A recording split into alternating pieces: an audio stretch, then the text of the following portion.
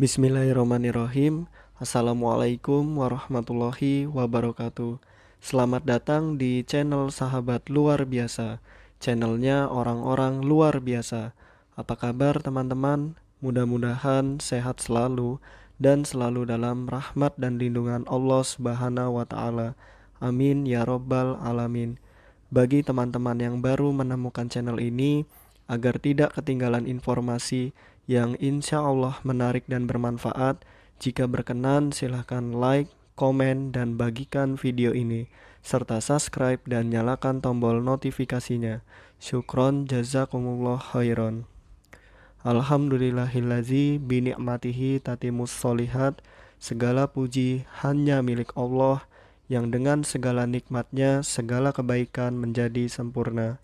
Salawat serta salam semoga tercurah limpahkan kepada Nabi Muhammad sallallahu alaihi wasallam serta istri-istri beliau, saudara-saudara beliau, tabi'in, tabi'ut tabi'in, dan bagi kita yang insya Allah setia dan istiqomah mengikuti sunnahnya sampai akhir hayat. Amin ya robbal alamin. Rabbi syrohli sodri wa yasirli amri wahlul uqdatam min lisani yafqahu qawli.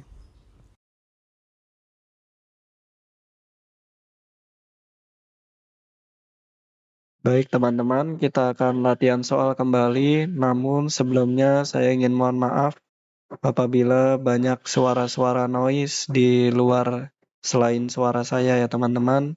Namun bismillah, mudah-mudahan bisa tetap teman-teman simak dengan baik. Amin ya rabbal alamin. Nomor 1, suatu proses menghimpun informasi tentang peserta didik berdasarkan ciri-ciri atau karakteristik tertentu sehingga dapat diklasifikasikan berdasarkan permasalahan disebut A. Penilaian, B. Identifikasi dan asesmen, C. Identifikasi atau penjaringan, D. Pengamatan, atau E. Observasi.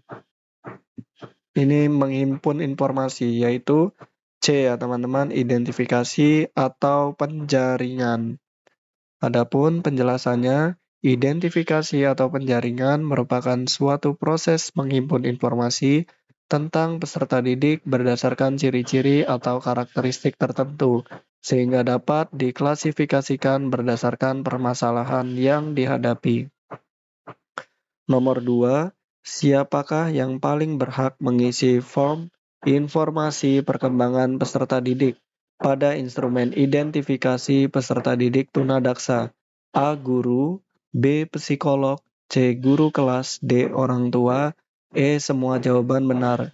Yang tepat adalah D. Orang tua ya teman-teman, karena waktu yang paling banyak dengan anak adalah orang tua pada umumnya ya teman-teman.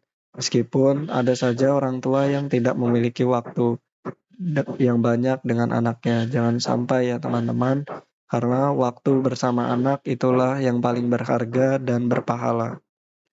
Oke, pembahasannya isian form 1 yaitu informasi perkembangan peserta didik itu diisi oleh orang tua. Nomor 3, pelayanan yang dimaksudkan untuk menangani hambatan belajar dan hambatan perkembangan agar mereka dapat berkembang secara optimal disebut A. Layanan preventif, B. Layanan intervensi, C. Layanan pengembangan potensi, D. Layanan identifikasi, atau E. Layanan perencanaan pembelajaran. Layanan yang tepat adalah B. Layanan intervensi ya teman-teman. Adapun penjelasannya, layanan intervensi dimaksudkan untuk menangani hambatan belajar dan hambatan perkembangan agar mereka dapat berkembang secara optimal. Oleh karena itu, target layanan intervensi adalah perkembangan optimal yang harus dicapai oleh seorang peserta didik tunadaksa yang mengalami hambatan perkembangan dan hambatan belajar sebagai akibat ketunaan. Nomor 4, berikut ini adalah tujuan dilakukannya identifikasi bagi peserta didik tunadaksa. A. Pengalih tanganan dan klasifikasi, B. Klasifikasi dan perencanaan pembelajaran, C. Pemantauan kemajuan belajar dan klasifikasi, D. Penjaringan dan klasifikasi, atau E. Semuanya benar. Jawaban yang tepat adalah E. Semua jawaban benar. Adapun penjelasannya, tujuan dilakukan identifikasi bagi peserta didik tunadaksa adalah sebagai berikut. Yang pertama, penjaringan atau screening. Yang kedua, pengalih tanganan atau referral. Yang ketiga, klasifikasi atau classification. Yang keempat, perencanaan pembelajaran atau instructional planning. Yang kelima, pemantauan kemajuan belajar atau monitoring pupil progress.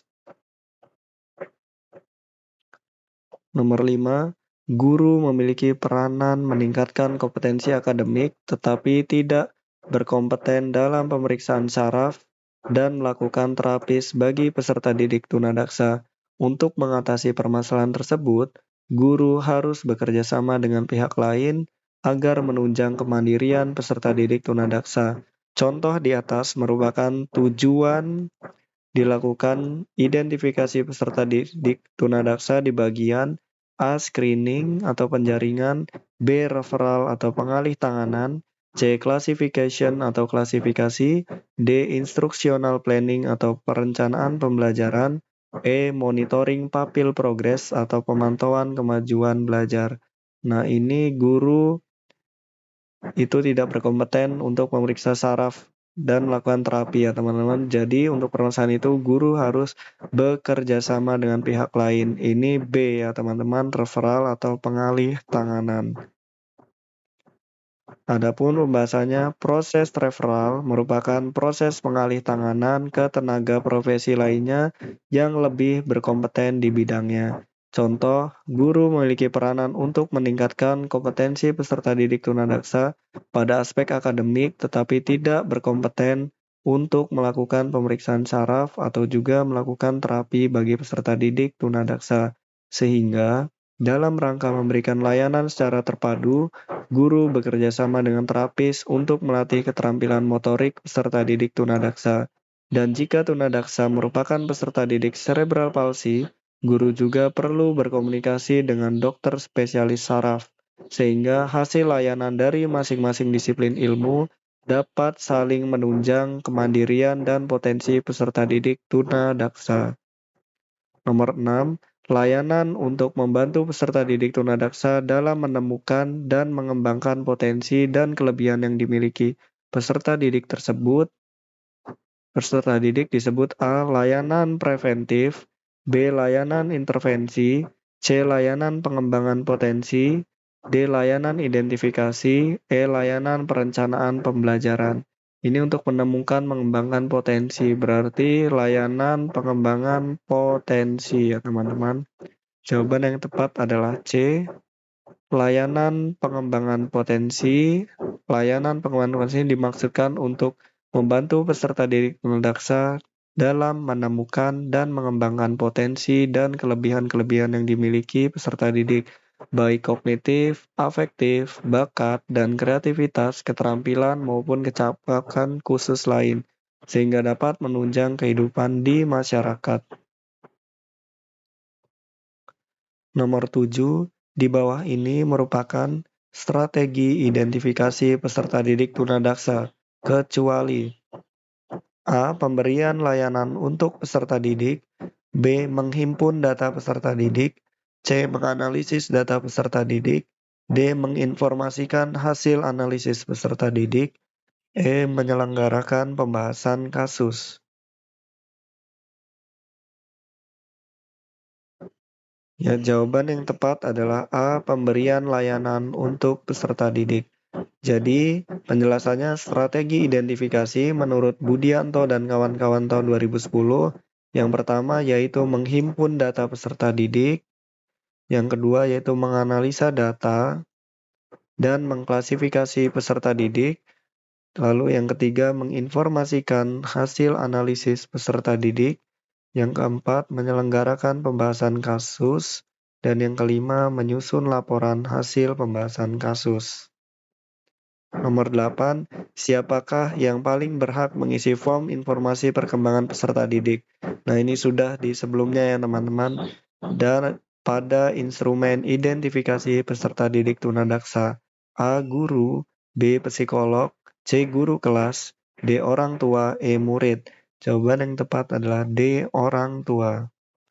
Adapun penjelasannya isian form 1 terkait informasi perkembangan peserta didik diisi oleh orang tua. Nomor 9, dalam menghimpun data peserta didik, ada beberapa hal yang perlu diperhatikan, kecuali A. Data pokok peserta didik, B. Riwayat kesehatan, C. Riwayat kelahiran, D. Kelainan tubuh yang secara nyata terlihat, E. Jumlah saudara kandung. Jawaban yang tepat adalah E. Jumlah saudara kandung. Penjelasannya, menghimpun data peserta didik, guru atau tenaga pendidik menghimpun data kondisi peserta didik yang diduga memiliki karakteristik peserta didik tunadaksa. Data pokok yang dihimpun meliputi yang pertama data pokok peserta didik, yang kedua riwayat kesehatan, yang ketiga riwayat kelahiran, yang keempat serta kelainan anggota tubuh atau gerak yang secara nyata dapat dilihat langsung selama proses menghimpun data. Nah, ini kelainan tubuh yang secara nyata terlihat. Jadi yang bukan adalah jumlah saudara kandung. Nomor 10, layanan yang dilakukan untuk mencegah agar hambatan belajar dan hambatan perkembangan yang dialami oleh seorang peserta didik tunadaksa tidak berdampak lebih jauh kepada aspek-aspek perkembangan lainnya disebut A. Layanan preventif, B. Layanan intervensi, C. Layanan pengembangan potensi, D. Layanan identifikasi, E. Layanan perencanaan pembelajaran. Ini ada kata-kata untuk mencegah. Mencegah itu preventif ya teman-teman. Jadi jawaban yang tepat adalah A.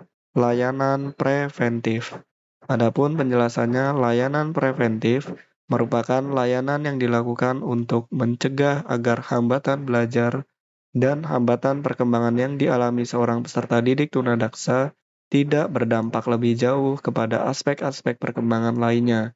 Layanan prevensi ini sedapat mungkin untuk mengurangi hambatan belajar dan hambatan perkembangan, bahkan jika memungkinkan dilakukan untuk menghilangkan hambatan belajar dan hambatan perkembangan pada peserta didik tunadaksa secara dini.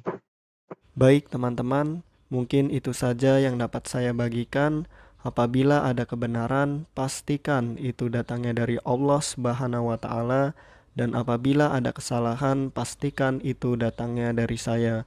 Maka apabila ada kebenaran, mohon doakan kebaikan, dan apabila ada kesalahan, mohon dimaafkan dan diingatkan. Syukron, jazakumullah khairan. Allahumma inni as'aluka ilman nafi'an wa rizqan thayyiban wa amalan mutaqabbalan. Subhanakallahumma wa bihamdika asyhadu an la ilaha illa anta astaghfiruka wa atubu ilaik. Wassalamualaikum warahmatullahi wabarakatuh.